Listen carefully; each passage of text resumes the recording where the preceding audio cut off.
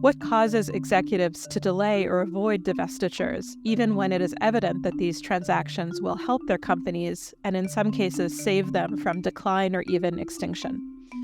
Most fundamentally, divestitures suffer from bad public relations.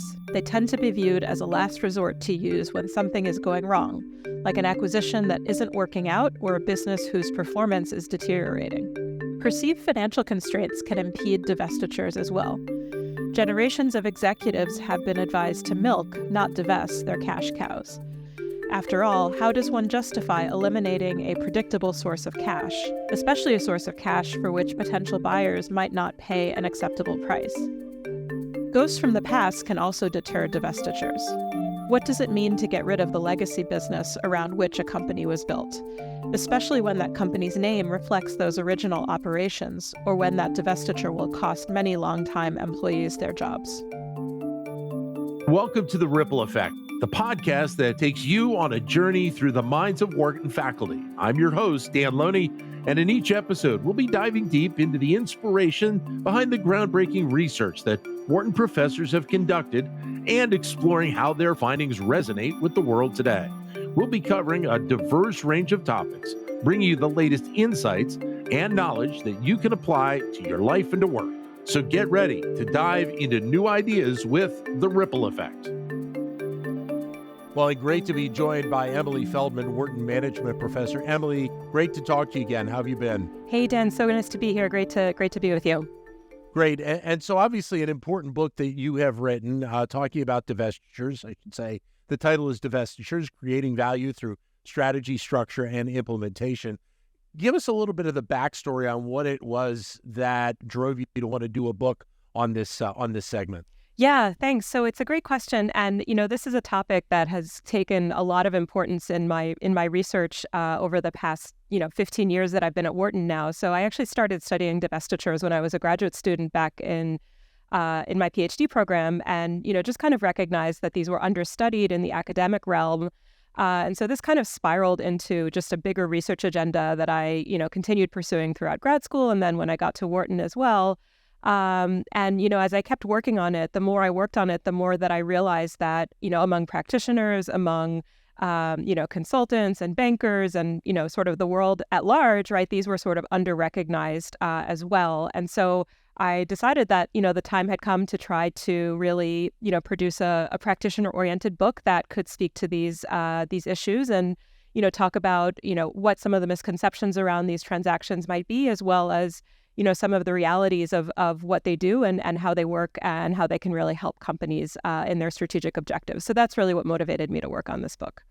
So obviously for a lot of the people that are kind of in the banking sector, this is a very important topic for them. But for the public at large, what is it that in doing this book you want to try and bring to light, do you think? Yeah, for sure. I think it's a very simple but important message, right? So, the world focuses on mergers and acquisitions, right? You read a headline about mergers and acquisitions, it's flashy, it's sexy, right? Synergies, growth, opportunity, right? All these great, happy, things that are associated with these expansionary transactions. And it's quite the opposite when you read about divestitures. If you even do read about these transactions, it's much more, the company is having problems, or a business is failing, or a merger didn't work out, or something went wrong. And so, I think the message of these are not just sort of failures or strategies or transactions to do when something has gone wrong, but rather that they provide real strategic opportunities for companies to focus and realign operations, to reconfigure resources, and to achieve operational and, stock market performance improvements is really the message for kind of the public at large. And I think that's a very important message given the misconception that I started out with. Right. And so the term divestiture, give us your best case explanation for the public at large as to what a divestiture truly is. Yeah, for sure. And that's a really important question, right? So a divestiture, plain and simple, is a transaction that a company can use to remove one of its business units, a subsidiary, a division that it might have as part of its operations, right? So basically, we're talking about getting rid of something that's part of a company's existing operations. And so there's various different ways, and I'm sure we'll get into this later, but there's various different ways that companies can accomplish divestitures or do divestitures, right? So you could sell a business, you could spin it off, you could do other types of transactions. But in broadest terms, right, a divestiture is the removal of one of those business units.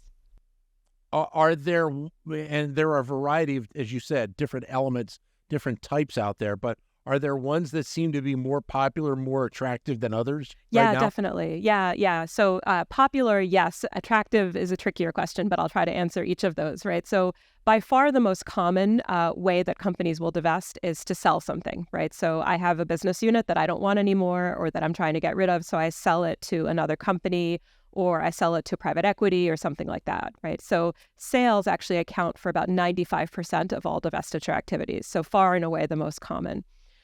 Spin-offs are the second most common, right? So in a spin-off, what happens is that a company issues shares in the business unit that it is divesting to its existing shareholder base, right? So if you're a shareholder of the parent company, you automatically will get shares in the spin-off company in the business that's being divested. So it's not the same thing as a sale, but rather what's happening is that the spun-off business becomes its own publicly traded company that's separate and distinct from the parent company that it used to be a part of. So spin-offs account for about 2 to 3% of all divestiture activities. So much less common than sales, but still the second most common. And then there's a whole other range of much less common divestiture structures like reverse Morris trusts or joint ventures, equity carve-outs, right, and the like that can be used to accomplish different things. And this ties to your comment about kind of attractiveness of these different types of divestiture structures. So what's really interesting, and I think one of the biggest insights that I got just in the course of researching and writing my book was, actually each of these transaction types can really accomplish very specific financial objectives in terms of generating cash, in terms of managing tax burdens, in terms of, getting an acquirer potentially to pay for synergies, and so on and so forth. So it's not to say that one is always more attractive or less attractive than another, but rather to say that these transaction types or these structures need to be used depending on what it is that the company is trying to accomplish through that transaction. So if attractiveness may not be the proper word, would it be easier to say that when you're talking about each of these, there are probably pros and cons that go along with each different type? Yes, very much. That's a great way to put it. Speaking specifically, like let's use spinoffs as the example. When you're talking about spinoffs, what are some of the pros and cons that you end up seeing? Yeah, for sure. So the biggest one far and away is that these can be tax-free transactions under certain circumstances, right? So they're a great way actually for companies to try to manage the tax burden from divestitures. And the easiest way to see that is to contrast them to sales, right? So if you sell a business to another company, you're getting cash, right, or some kind of consideration, but usually cash. And so that's going to be a taxable transaction. But because in a spinoff, there's no cash that's being generated, you're simply issuing shares in that business unit.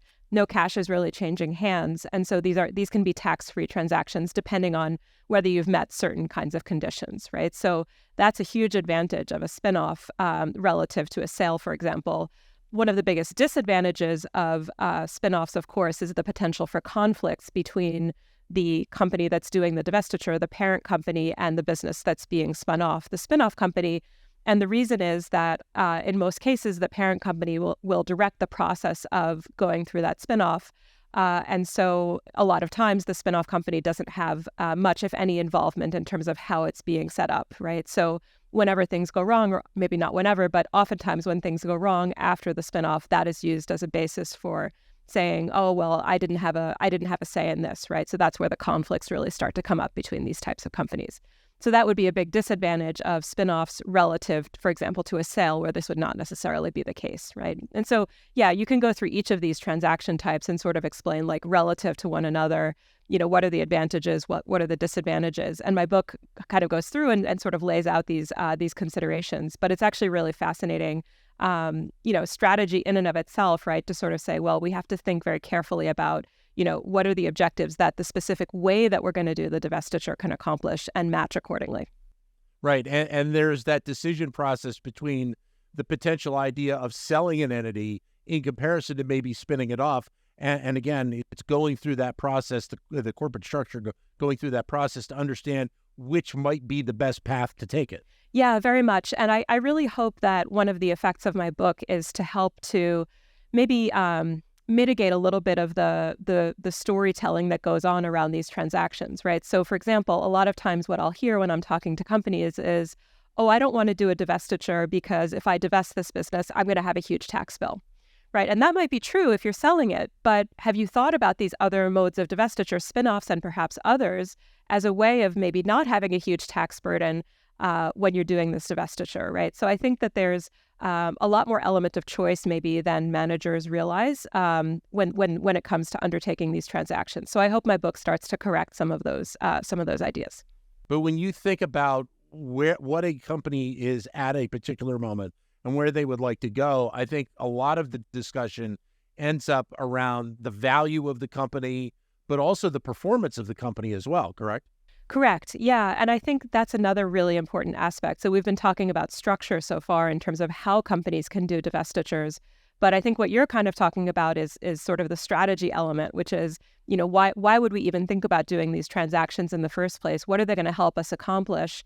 And how might they help us to improve our performance, right? And performance in terms of operating performance or perhaps share price, stock market performance. And so, the whole first part of my book actually goes through and, talks about these different strategic objectives that divestitures can help companies achieve and why they might be valuable under these different circumstances. Are there specific examples you've seen where that component of focusing on performance or that corporate value has played out that we've seen in the news? Oh, very much. Yeah. I mean, I think we're seeing it very, very intensively right now. So, for example, one of the big strategic reasons why companies should and often do think about divesting is to improve corporate focus, right? So this is basically the focus, so if I may, of chapter 2 of my book. And so what I talk about there is, okay, so you have a company that has a number of different business units, and perhaps you are having difficulty, allocating resources to one of those areas. Perhaps the number of different businesses that you have is confusing to external constituents like securities analysts or investors. Perhaps there's issues of resource allocation and so on and so forth, right? So there's lots of different reasons why focus might be desirable. And so what my research shows, first of all, is that when companies do these focus improving divestitures, that we do actually end up seeing these performance improvements that we've been talking about. And so, we're seeing a lot of this right now, actually. So if you look at GE, it's a great example. So GE, of course, after, a huge wave of kind of slimming down, basically did the final blow there in terms of breaking apart healthcare, aviation, and I believe environmental services is the third business, if I'm not mistaken. So breaking those three apart and allowing each of them to kind of stand on their own 2 feet and have their own corporate focus. Or Johnson & Johnson is another great example. Or Kellogg's from last summer is a third great example, right? So, cereals has a very different growth trajectory and profit margins than snacks, right? Snacks are better, basically, and plant-based foods are, very uncertain, right, depending on where consumer tastes go. So it's sort of hard to say. And so, how do you keep those businesses in the same portfolio, right? The idea of sort of separating and allowing each of them to be independent is kind of a key motivation for those three kinds of transactions. It also seems like we are also seeing more consideration on these potential divestitures because of the regulatory side. And I think that's an area where a lot of people will look to focus, especially if there's more and more transparency around the company, that they can truly understand what the company is doing and why they're trying to do it. Very much, yeah. And so, regulatory regimes have changed, obviously, very, very significantly, right? So, for example, right now, we're in an era of much more robust antitrust enforcement. And of course, antitrust and competition is a huge motivation for divestitures. When companies do M&As or certain M&As, a lot of times they'll be required to divest certain businesses as part of those transactions, right, to try to mitigate anti-competitive or potentially anti-competitive effects that might result from their M&A transactions. So I imagine that we'll see a lot more activity in terms of trying to mandate divestitures from a regulatory perspective along that dimension. Another area is national security. So CFIUS is another reason why companies will often be required to divest certain assets in response to kind of managing national security interests, right? So another area of huge importance right now in the regulatory environment. So absolutely. And I think this point is an important one because it helps to distinguish between if you will, kind of the pure strategy motivations, like we're doing a divestiture to achieve a particular strategy versus being required to do a divestiture perhaps as part of something else that's going on, maybe from a regulatory perspective. So I think it's interesting to distinguish between those two aspects. But what do companies have to look at when they're considering a divestiture to make sure that the process goes smoothly for them? They don't want to obviously, hit a pothole along the way, to use that terminology, and cause a significant negative impact to their bottom line. Yeah, it's a great question. And so, implementation with any kind of corporate transaction is tricky, right? So I think this is probably the biggest pitfall that we see with mergers and acquisitions, and equally so perhaps when it comes to divestitures, right? The devil is in the details of kind of managing implementation. So when it comes to divestitures, there's a lot of detail in the book, obviously, about the different things that companies need to pay attention to. But if I had to highlight three, I think I would say the following. The first would be to try to be very clear about managing shared resources and shared liabilities that need to be divided between the divesting company and the divested business, right? So, it's easy, for example, if you have something that's very clearly applicable to the divested business, it just goes with the divested business after the divestiture. But unfortunately, the reality in many companies is that it's not that simple, right? And so a lot of times there are shared resources, there are shared people, there are shared functions like human resources that are hard to kind of disentangle, shared expenses. And so that process of disentangling is complicated, right? So I would say, don't underestimate the process of disentangling shared resources and shared liabilities and expenses, and kind of manage those carefully when it comes to divestiture implementation. So that's one pitfall to watch out for. The second would be managing cost structures, right? So on average, when companies divest, right, what you end up seeing is that their sales decline by about 25%, right? So the average divestiture reduces a company's sales by about a quarter, right? So that's kind of the average size of those transactions. But what's interesting is that, so you would think that the cost structure of those companies should decline after these transactions. But what's really interesting is that they don't, and quite the opposite. The cost structure of the divesting company after these transactions increases by about 20%. So that is problematic, right? Because basically divestitures need to be used as an opportunity to sort of, cut the extraneous things that are no longer there. But if companies are increasing their cost structure, that's the wrong direction, right? So the second lesson that I would offer, the second pitfall that I would offer, is be sure to manage costs carefully when going through these transactions, because a lot of times you will end up with a bigger cost structure than you need or want after these transactions if you're not careful about it. And then the third thing I would say is use divestitures as an opportunity to kind of reconfigure, right? And I think this is often underutilized as well, right? So in the sense of saying, look, what do we want to do differently after this transaction? What do we not want to invest in? What do we want to invest in that can help grow our business beyond its existing boundaries? And, use that transaction as a catalyst, right, or an opportunity to kind of reposition the organization to go in that different strategic direction, right? It's not just a one-off like, oh, we're getting rid of something, but rather it's something more in terms of saying we can reshape, we can do something different after these transactions. So that's the third lesson I would offer. How frequent do we see now, and maybe have we seen in the past, when the potential of a divestiture occurs, that it's more engaged, a company is looking at a specific segment line within a company in comparison to the larger company as a whole? Yeah, so that's a good question. So I think that, with divestitures, I'm talking more about kind of the segments as opposed to kind of the company as a whole. But you're right that companies can, of course, sell the entire entity to another organization, and that does happen, right? So I think that, we tend to see sort of the full scale types of sales, right, in situations of perhaps distress or, sort of opportunities that need to be taken by a different owner, right? So private equity is a great example, or private equity is often utilized in these kinds of situations. So I think that's an interesting distinction between sort of the more kind of corporate divestitures that the book is focused on versus kind of these full scale sales of companies. And again, what is it that you would like the reader to really take away from reading your book? Yeah, definitely. So I was talking before about that underutilization, right? So I quoted those statistics about how infrequently divestitures are utilized in comparison to their expansionary counterpart mergers and acquisitions. So here's the killer statistic for me, right? If there's one takeaway, this is what it would be.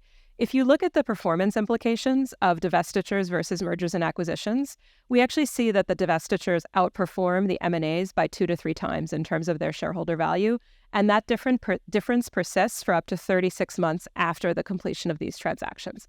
So that's the pathology, right? We don't do these transactions, even though they actually create more value for companies than the transactions that we are actually focusing on, right? Headline, like, wait, we're doing the wrong thing pretty much when it comes to maximizing shareholder value, improving performance, right? So divestitures need to enter the conversation, right? Divestitures need to be as much a part of that conversation as mergers and acquisitions are, because clearly they are a lever that companies can pull to create outsized shareholder returns for their companies. Well, Emilie, thanks very much for your time. All the best with the book. Enjoy the rest of your summer. Thanks, Thank you. Dan. Great to talk to you. You got it. Emilie Feldman, Wharton Management Professor. Her book, Divestitures, Creating Value Through Strategy, Structure, and Implementation. Thank you for listening to The Ripple Effect. We hope you found this episode informative and engaging. Don't forget to subscribe and leave us a review so that we can continue to bring you the best insight from the Wharton School.